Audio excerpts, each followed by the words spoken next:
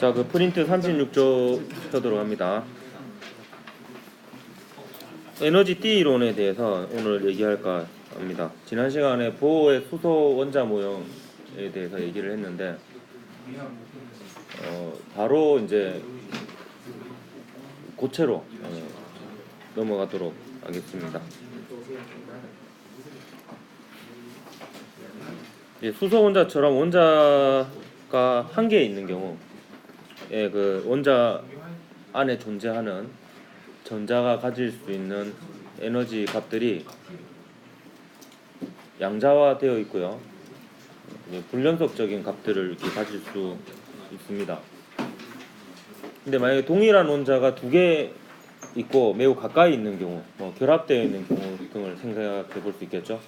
이런 경우에 전자의 개수가 곱하기 2가 됩니다. 2배로 많아지는데, 근데 이 전자가 2배로 많다라는 것은 전자가 있을 수 있는 방위, 그러니까 전자가 존재할 수 있는 상태가 2배로 많아져야 되거든요. 근데 원자 내에서 전자의 특성을 나타낼 수 있는 양들이 몇 가지가 있습니다. 한 4가지 정도가 있는데, 그걸 이제 양자수라고 하는 숫자로 표현이 되거든요. 전부 다 불연속적인 값들을 가집니다. 근데 이게 최소한 4개 중에 하나는 달라야 되는 이런 특징을 가지고 있어요. 그래서 그 중에 하나가 이제 그 에너지 준위를 나타내는 양자수 n입니다. 그러니까 에너지 준위 자체가 같으면서 방이 2배가 될 수는 없어요. 그렇기 때문에 에너지 준위가 이렇게 2개로 갈라집니다. 만약 원자 3개가 전자를 같이 공유하고 있는 경우, 원자 3개가 분자를 이루고 있는 경우에는 3개로 갈라져야 돼요.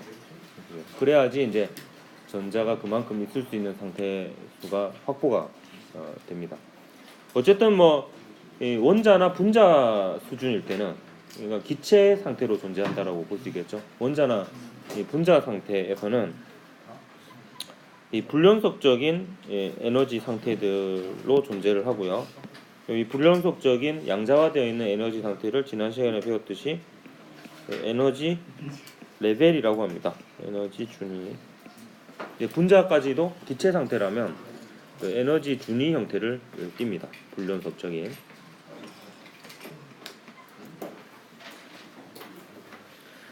하지만 고체의 경우는 조금 다른 형태를 띠게 되는데요. 고체의 경우에는 이제 셀 수 있는 숫자 정도로 원자액이 전자를 같이 이렇게 같은 영향 범위 안에 두지는 않습니다. 고체 같은 경우에는 거의 아보가드로 수 수준으로 수많은 원자 핵들이 전자를 공유한다. 그러니까 그 전자 자체가 특히 특정 원자 핵에 이게 포함되어 있다라고 보기보다는 아보가드로 수에 가까운 숫자의 원자의 핵에 영향을 받고 있는 이런 상태다, 이렇게 볼 수가 있습니다. 아보가드로 수가 10의 23승 정도 되거든요. 그러니까 10의 23승 정도 수준에 10의 20승이라든지 10의 19승 한 이 정도 숫자 수준으로 에너지 준위가 갈라지게 됩니다. 그렇기 때문에 이 에너지 준위가요, 실제로는 엄밀하게 따지면요, 아주 확대해서 보면 미세하게 갈라져 있습니다. 하지만 요 값 안에, 요게 그래프거든요. 이것도 결국에 이게 이제 값인 에너지 값들인데, 요 에너지 값 안에 10의 20승계 정도 있다라고 치면 거의 연속이라고 봐야 되는 거죠. 그래서 이런 이제 전자가 가질 수 있는, 고체 내 전자가 가질 수 있는 에너지 상태들을 에너지 띠라고 합니다. 영어로는 이제 에너지 밴드라고 하고요. 근데 이런 고등학교 책은 한 번도 에너지 밴드라고 표현된 거는 못 본 것 같아요. 에너지 띠라고 다 거의 통일이 되어 있습니다. 명칭이. 대학 교재는 에너지 밴드라고 혼용해서 씁니다. 에너지 띠, 에너지 밴드. 그래서 에너지 띠 내부의 에너지 준위 간격은 매우 미세해서 연속적으로 볼 수가 있습니다. 그리고 이 고체도 마찬가지로 낮은 에너지 띠부터 전자가 채워집니다. 원자핵과 가까운.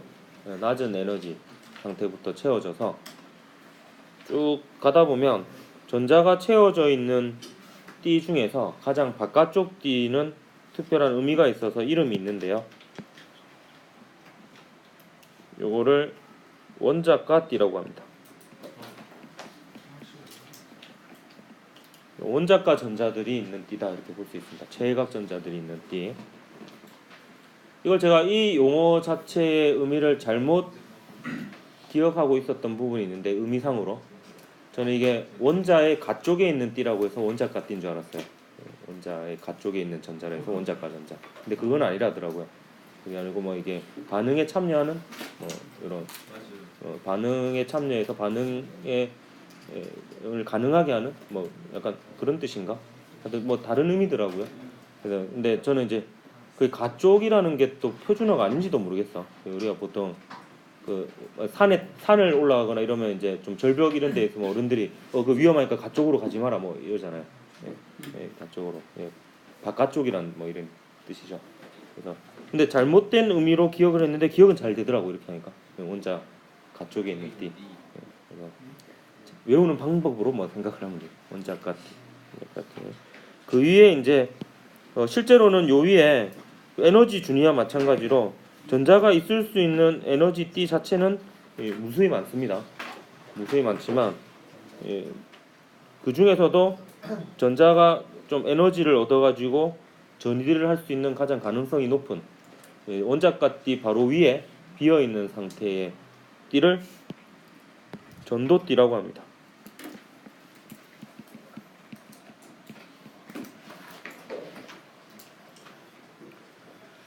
이건 전이가 가능한 띠입니다. 전이가 가능한 띠, 비어 있는 상태들이고요.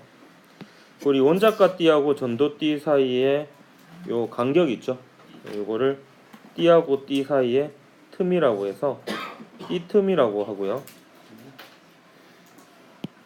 띠틈 혹은 에너지 간격이라고 하기도 합니다.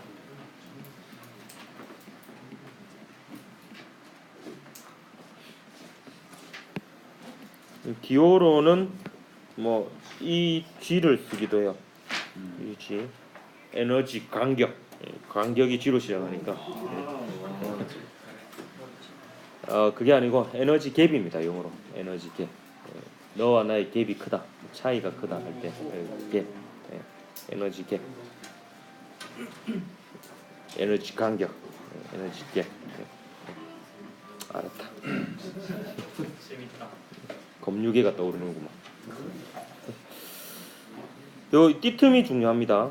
그리고 앞으로는 이제 요거 풀 사이즈로 에너지 띠를 그리지 않고 줄여서 요만큼만 그림을 그릴 겁니다. 밑에 거는 어차피 별로 필요가 없어서 요만큼만 그릴 거고,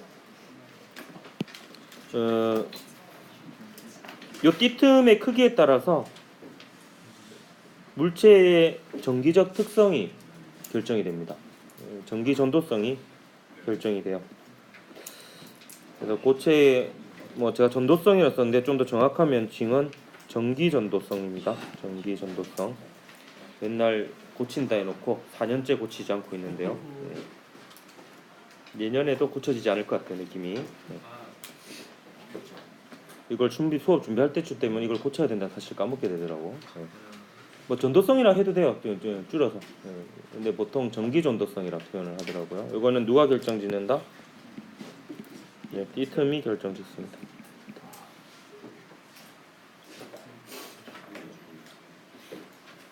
왜 그러냐면, 자, 요게 이제 생략해서 그린 겁니다. 요 밑에 더 있을 수 있습니다. 에너지가 이 원자가 띠 전도띠인데 OK 아닙니다. 이 0켈빈. 절대온도 0도일 때의 상태인데요. 원자가 띠에 있던 전자가 전도띠로 전이하기 위해서는 열 에너지를 얻거나 전기 에너지를 얻거나 빛 에너지를 얻어야 되는데 대체로는 열 에너지에 의한 경우가 많습니다. 그래서 0켈빈인 경우에는 에너지를 얻을 방법이 없잖아. 그렇기 때문에 전자가 전이를 안 한 상태가 됩니다. 하나도. 근데 여기에 열을 가하거나 아니면 전압을 걸어줘서 전기장을 가하거나, 혹은 뭐 LED 같은 경우에는 그 광다이오드나 뭐 이렇게 태양전지 같은 경우에 빛을 가하거나 뭐 하여튼 여러 가지 일들을 하게 되면 그 에너지를 얻은 전자가 원자가띠의 전자 중 일부가 전도띠로 전이를 하는 경우가 있습니다. 그러면 요 전자가 사라져서 전이를 해가지고 여기 비어 있는 상태의 그 구멍을 양공이라고 하고, 그다음에 전도띠에 올라간 녀석은 그냥 전자죠. 전자가 됩니다. 그러니까 요 상태랑 요 상태랑 차이점은 뭐냐면, 얘는요 이 상태에서 전기장을 걸어줘봤자, 그러니까 회로에 전원 장치를 연결해봤자 전류가 흐를 수가 없습니다. 얘가 움직여야 되는데 비어 있는 상태가 없어요. 옆에 다 꽉 차 있잖아요. 있을 수 있는 에너지 상태에 전자가 꽉 차 있습니다. 색칠한 거는 전자가 차 있다는 겁니다. 근데 여기는 다 비어 있지만 전자 자체가 없죠. 그렇기 때문에 이렇게 되면 전류가 통할 수 없는데, 이 상태는 전류가 통할 수 있어요. 왜냐하면 이 전자의 입장에서 바라보면 비어 있는 상태 천지죠. 그러니까 갈 곳이 많습니다. 그렇기 때문에 전기장만 걸어주면 얘가 움직일 거고요. 반면에 양공의 경우에는 이게 좀 에너지띠를 나타내는 그림이긴 하지만, 그냥 뭐 이렇게 쓸게요. 그냥 이쪽으로 전기장이 있다라고 가정을 했을 때 이렇게 그러면 이 이쪽에 있던 전자가 전기장과 반대 방향으로 움직이겠죠. 그럼 얘가 이쪽으로 이동해가지고 요 양공을 채울 거예요. 양공을 이렇게 채우게 되면 이 부분이 이제 다시 전자가 없는 상태가 되죠. 그래서 이거 마치 이제 요 구멍의 입장에서 보면 요 구멍이 오른쪽으로 이동했다 이렇게 볼 수 있습니다. 오른쪽이 전기장 방향이잖아. 그래서 요 구멍을 플러스 전하를 띠는 입자로 생각을 할 수가 있습니다. 실제로 이제 고체를 다루는 이 물리에서는 요 양공을 뭐 가상의 입자로 보지 않고 그냥 존재하는 입자로 보고 모든 걸 계산하고 풉니다. 그러면 이제 현상들이 다 설명이 잘 되기 때문에 양공을 여러분 앞으로는 그냥 플러스 전하를 띤 입자로 생각을 하면 되겠습니다. 그러니까 양공의 입장에서는 오히려 전자가 채워져 있는 상태가 비어 있는 상태가 됩니다. 그 양공을 다른 말로 이것도 잘 안 쓰이는 표현이긴 하는데 전공이라고 하기도 합니다. 용어가 완전히 통일되지 않았어요. 용어의 춘추전국 시대다 볼 수 있습니다. 돌림인 토크는 이제 돌림인으로 통일되어 가고 있는 중이고요. 양공과 전공은 이제 고등학교는 양공인데 또 이게 막 혼용했었습니다. 어쨌든 얘네들이 전하를 운반하는 역할을 합니다. 그러니까 이제 전류가 흐르게 하는 역할을 하게 되는 거죠. 그렇기 때문에 요 간격이 좁을수록 우리가 잘 전이할 수 있으니까 전하 운반자의 수가 많아지겠죠, 확률적으로. 그래서 띠틈이 좁을수록 전기 전도성이 좋다 이렇게 볼 수 있고요. 그리고 여러분 전이할 수 있는 방법은요, 여기 있던 전자가 이렇게 갈 수 있죠. 그렇기 때문에 요 정도 에너지 차이가 되거든요. 그러니까 요 차이부터 요 차이까지가 가능합니다. 전자가 여기 있던 전자가 요만큼 에너지를 흡수해서 요만큼 올라갈 수도 있고요. 뭐 극단적으로 보면 여기 있던 전자가 요만큼의 에너지를 얻어서 이렇게 전이할 수도 있습니다. 왜냐면 요것들이 전부 다 에너지 준이거든요. 전부 다 전자가 있을 수 있는 에너지 값들입니다. 단지 이제 색칠을 칠해 놓은 거는 전자가 거기에 존재하고 있다라는 거고, 색칠을 안 칠해 놓은 거는 전자가 있을 수 있는 상태인데 전자가 가질 수 있는 에너지 값인데 전자가 없다는 뭐 뜻으로 이렇게 씁니다. 그래서 전자가 에너지를 흡수할 수 있는 범위는 요 크기에서부터 요 크기까지. 여기 그래프니까 요 길이가 에너지 크기가 됩니다. 요 크기가. 자, 그럼 요 셋 중에 하나가 도체고 하나가 전원체고 하나가 반도체입니다. 그렇다라고 치면 얘가 띠틈이 제일 크죠. 얘가 이제 절연체가 되겠습니다. 절연체라는 표현을 요새 더 많이 쓰고요. 옛날에는 부도체라는 말도 같이 많이 썼고요. 요새도 뭐 같이 쓰고 있습니다, 좀. 근데 부도체 하면 완전히 이제 전류가 안 흐르는 듯한 걸로 오해를 할 수 있어서 아마 절연체라는 표현을 쓰지 않을까라는 생각도 좀 들고요. 부도체라도 전류가 흐르기도 하거든요. 되게 전압을 세게 걸어주면. 얘가 도체고 가운데가 반도체가 되겠습니다.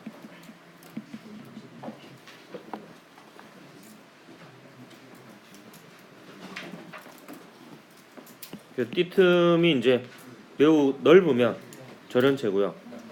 애매하면 반도체고요. 도체 같은 경우에는 원자가 띠하고 전도띠가 붙어 있다.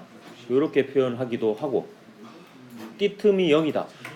이렇게 표현하기도 하고, 아니면 요거 자체를 원자가 띠로 보기도 합니다. 요거 자체를 원자가 띠라고 보고 원자가 띠의 전자가 일부만 채워져 있다. 혹은 원자가 띠의 전자가 절반 정도만 채워져 있다. 뭐 이렇게 표현하기도 합니다. 이 세 표현 모두 맞는 표현입니다.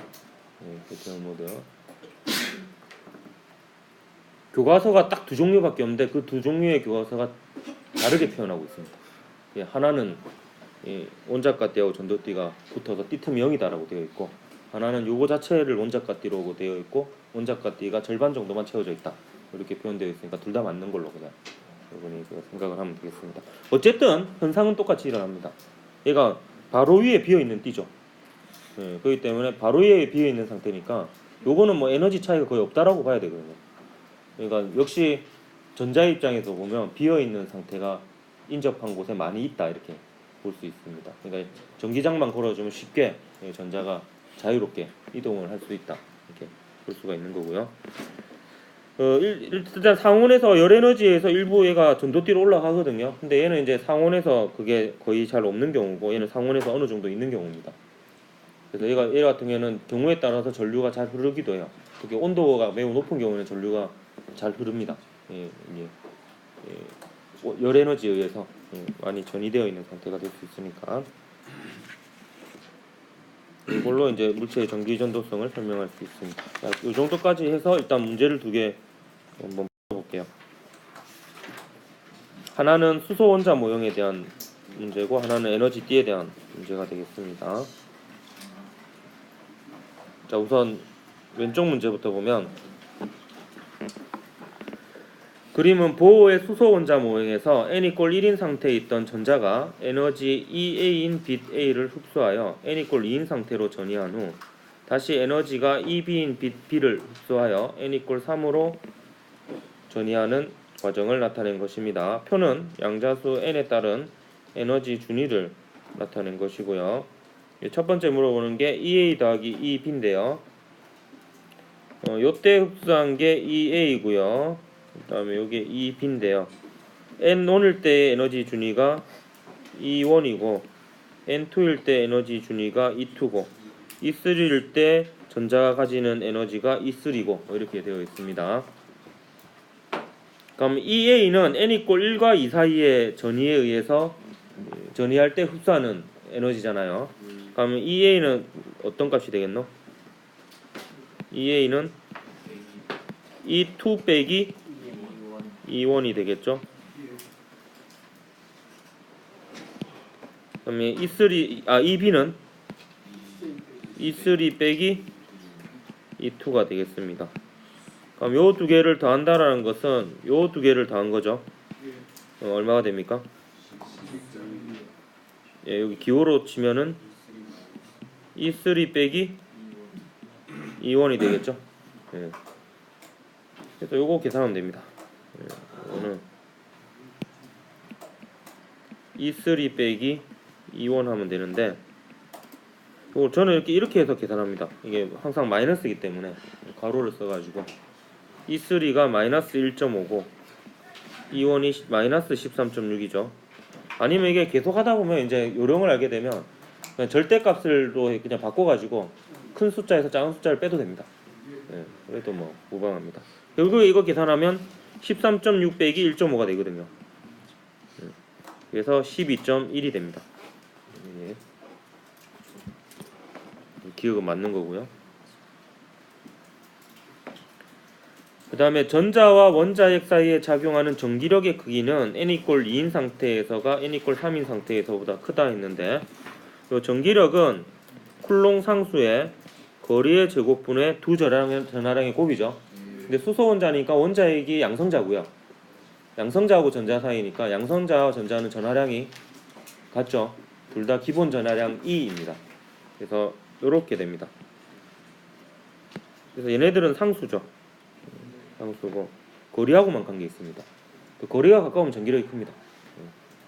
n = 2가 더 가깝잖아요. n = 3보다. 얘도 맞습니다. 이렇게 기억해라 했죠. n이 클수록 에너지 준위가 크고 거리도 멀다. 이렇게 기억합니다. 그럼 n이 클수록 다 커지네 해가지고 전기력도 크고 이러면 안 됩니다. 전기력은 가까울수록 크죠. 근데 n이 클수록 궤도가 바깥쪽이고 에너지가 큰 쪽이다. 이렇게 기억을 하십시오. 그 다음에 사실 이 문제가 3년 전 문제인데도 계속 드린 이유가 이 디귿 물음 때문인데요. A하고 B의 파장을 물어보고 있는데 여러분 이렇게 잘못 이해하는 경우가 있어요. 요걸 그래프로 해석하는 애들이 있어요. 그래프. 그러니까 요 화살표의 길이를 에너지의 크기로 생각해서 요게 에너지가 더 기네? 에너지가 더 크네? 그럼 얘가 에너지가 더 크니까 얘가 진동수가 더 크고 파장은 얘가 더 길겠네? 이렇게 잘못 생각하는 경우가 종종 있더라고요. 근데 여러분들 제가 그래프라고 하는 거는 요걸 그래프라고 하는 겁니다. 요거 있죠? 이렇게 해가지고 이렇게 돼 있는 거. 요게 그래프입니다. 여기서 이제 보면은 여기 n = 1, 2, 3, 4, 5일 때 요 화살표의 길이는 방출하는 광자한계의 에너지 맞습니다. 요 화살표의 길이 2에서 3으로 전이할 때 방출하는 광자한계의 에너지 맞아요. 왜냐면 이건 그래프니까. 근데 요거는 이제 광자의 상대적인 위치와 궤도를 나타내는 그림이지. 그렇기 때문에 요거는 뭐 굳이 따지자면 거리지 에너지가 아닙니다. 에너지가. 또 여기는 이미 자료 해석만 제대로 한다면 여기 에너지 값들이 다 나와 있잖아요. 에너지 준위가. 그때 요는 E1하고 E2 사이의 에너지 차이지. 그러니까 요 차이가 EA인 거고 요 차이가 EB인 경우입니다. 그래서 EA가 더 크죠. 13.6하고 3.4의 차이가 3.4하고 1.5 차이보다 더 크죠. 그래서 얘가 더 큽니다. 그러니까 얘가 에너지가 더 크다라는 거. 그럼 진동수는 A가 더 크고 파장은 A가 더 짧고 그래서 파장은 B가 더 깁니다. 거꾸로 해놨죠. 그래서 기니 해서 4번이 답이었던 문제였습니다.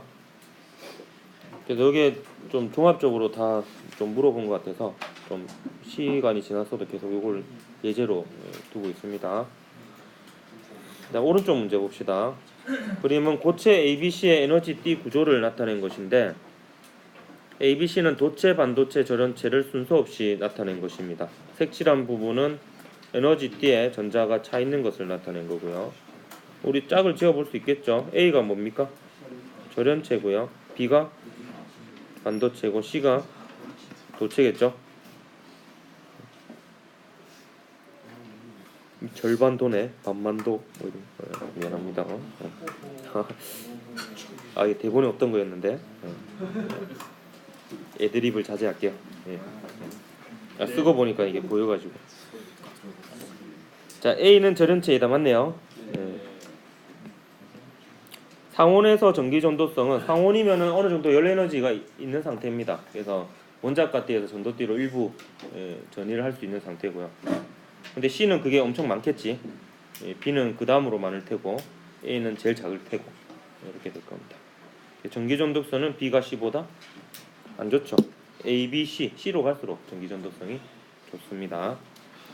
온도가 높을수록 온자가띠에서 전도띠로 전이하는 전자의 수가 많아지겠죠. 온자가띠의 양공과 전도띠의 전자수가 늘어날 테고 걔네들이 전하를 운반할 테니까 양공의 수가 많아지고 전기 전도성이 좋아지겠지. 근데 참고로 디귿과 관련해서요. 요거는 시험 문제하고는 관련이 없고요. 수능 문제하고도 관련이 없을 가능성이 높은데 혹시나 해서 알려주면은 얘 두 개랑 얘하고 좀 다른 점이 있습니다. 다른 점이 뭐냐면 요 두 개는 온도가 올라갈수록 전하 운반자 수가 많아지죠. 그래서 전기 전도성이 증가합니다. 전류가 잘 통하고 저항이 작아집니다. 근데 얘는 거꾸로입니다. 다시 얘는 온도가 올라갈수록 저항이 커집니다. 커지고 전기 전도성이 낮아집니다. 왜냐면 얘가 온도가 올라갈수록 얘는 어차피 이 상태가 얘네들이 자유전자인 셈이거든요.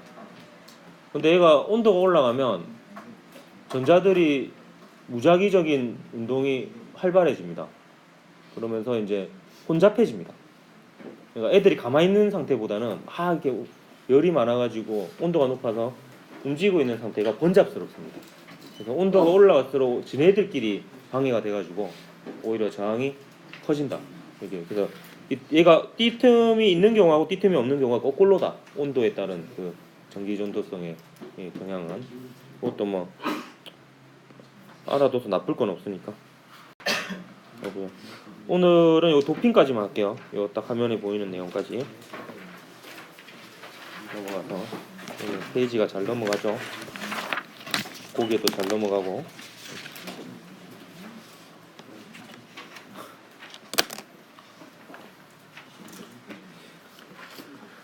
자, 이 도핑을 하면 순수 반도체가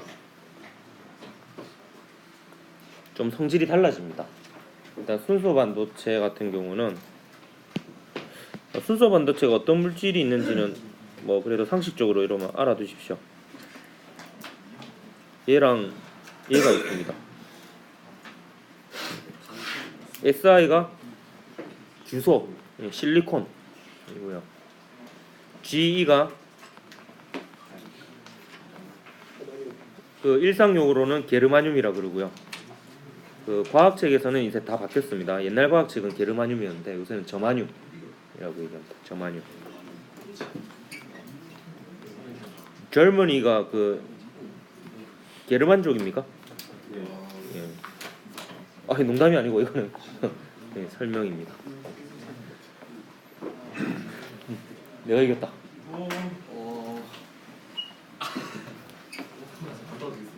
내가 이겼는데. 아, 지면 가는 거가?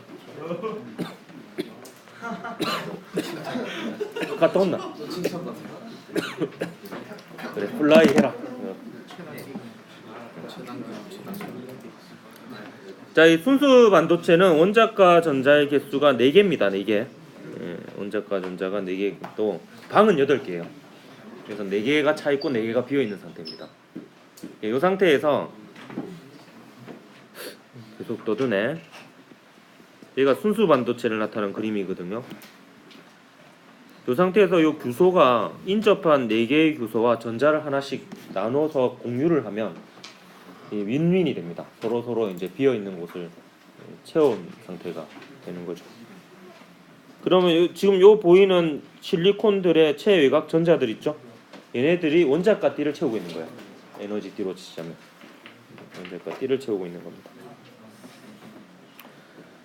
자, 요 상태의 순수 반도체에 불순물을 첨가하는데요. 결과를 먼저 얘기해 줄게요. P형 반도체는 원자과 전자가 3개인 원자를 불순물로 첨가하고, N형 반도체는 원자과 전자가 5개인 불순물을 첨가합니다. 그러면 얘부터 볼게요. 밑에 거부터.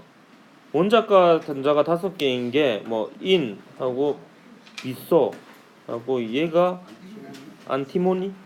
예. 그럴 텐데요. 주로 독극물이 많네요. 얘네들 아마 독극물일 겁니다. 요 안티몬 같은 경우에는 시커매가지고 눈화장 이런데 써가지고 파라오 부인들에게 눈화장 하다가 이게 파라오가 마음에 안 들면 독극물 타가지고 이렇게 죽이고 막 이랬대 쓰였다고 하더라고요. 안티몬. 얘네들은 원자과 전자가 5개인데 얘를 딱 집어넣으면 5개 중에 4개는 인접한 규소 원자하고 또 나눕니다. 그래서 채우고요. 근데 다 차버렸죠. 이렇게 하면 그럼 하나가 남아요. 그냥 하나가 남으면 이제 얘를 또 기준으로 저 밑에는 다 차 있잖아 이미. 갈 곳은 위에밖에 없습니다. 근데 이 규소하고 그 에너지 준위의 형태가 완전 동일하진 않기 때문에 사실은 완전히 그 규소의 전도띠로 가 있지는 않고 약간 밑에 있어요. 약간 밑에 있는데 거의 근처에 있기 때문에 쉽게 올라갑니다. 상원에서도. 그러니까 뭐 그냥 전도띠에 있다라고 보면 됩니다. 전도띠. 그러니까 비소가 한 개 들어가면 일단 기본 세팅으로 전도띠에 전자가 하나 있게 됩니다. 그럼 그 상태에서 열에 의해 가지고 원자가띠에 있던 전자 4개가 전도띠로 올라가면 최종적으로 원자가띠에는 양공이 4개가 되고 전도띠에는 전자가 5개가 되죠. 원래 있었던 한 개랑 합쳐져서. 그래서 원자가띠에는 양공의 수보다 전도띠에는 전자의 수가 더 많아서 이 전하를 운반하는 역할이 전자가 더 많은 역할을 하게 됩니다. 그래서 이때 이런 표현을 씁니다. 이때는 전자가 다수 나르게다 뭐 이런 표현을 쓰고요. 아니면 전자가 전하 운반자는 N형, 요거를 N형 반도체라고 합니다. 이렇게 불순물 첨가한 거를. 왜냐하면 전하가 네거티브예요. 전하 운반자의 전하가 네거티브니까 네거티브형 반도체, N형 반도체라는데, 이때 N형 반도체는 전자가 다수 나르게다 이렇게 표현하기도 하고 전자가 전하 운반자라고 표현해도 맞는 표현입니다. 가끔 이렇게 생각하는 애들이 있다고, N형 반도체라고 해도 이게 너무 깊게 들어가는 경우인데, N형 반도체라 해도 N형 반도체의 전자만 전하를 운반하는 게 아니라 P형 반도체의 양공도 일부 전자를 운반하잖아요. 이렇게 얘기할 수 있는데 그 공식 명칭입니다. 그냥 이런 경우에 다수 나르게를 전하 운반자라고 합니다. 그렇기 때문에 N형 반도체의 전하 운반자는 전자입니다. 전자. 그러니까 결국에는 알짜적인 효과는 전자의 움직임으로 모든 걸 판단하면 됩니다. 그래서 그냥 N형 반도체는 전자가 전하를 운반한다, 이렇게 봐도 무방합니다. 그림에서는 요게 이제 N형이 되는 거죠. N형. 다음 P형은 이제 원자과 전자가 3개의 녀석을 집어넣어요. 뭐 붕소, 알루미늄, 인디움 이런 게 있는데 이 원소들이 어떤 게 있는지는 여러분이 기억할 필요 없습니다. 외울 필요 없습니다. 근데 원자과 전자가 3개의 녀석을 집어넣으면 P형이 된다는 건 알아야 돼요. 3개의 녀석을 집어넣으면 3개는 옆에 있는 규소하고 윈윈 작전이 되는데 하나가 남죠. 얘는 기본적으로 비어있는 상태가 돼버립니다. 이 상태에서 열에 의해서 전자가 4개 원자가띠에서 전도띠로 올라가면 원자가띠의 양공은 원래 있던 한 개랑 합쳐서 5개가 되고 전도띠에 있는 전자는 4개가 되니까 양공이 이제 우세하게 됩니다. 전하를 운반하는 역할에 있어서. 그래서 양공이 다수 나르게다. 양공이 전하 운반자인 이 상태고요. 얘는 양공은 보호가 포지티브죠. 플러스니까 전하 운반자의 보호를 따서 얘를 P형 반도체 이렇게 얘기합니다. 그래서 여러분 문제를 풀 때는 그냥 P형 반도체는 양공이 전하를 운반한다 이렇게만 생각을 해도 됩니다. 요게 이제 P형이 되겠죠. 요 두 개를 합쳐서 이 불순물 반도체라고 합니다.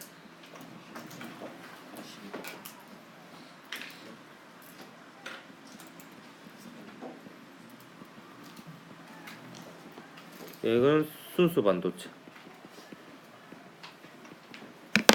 P형하고 N형을 합쳐서 불순물 반도체. 이렇게 얘기합니다.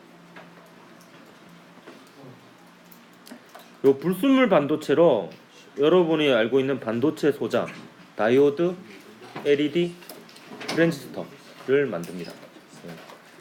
그러니까 그냥 순수 반도체로 만드는 게 아니라 이게 불순물을 첨가한 이 불순물 반도체로 반도체 소자를 만들고요. 그 다음 시간에 요 다이오드하고 발광 다이오드하고 태양전지, P형과 N형 반도체로 만든 반도체 소자를 보도록 합시다. 수고했습니다.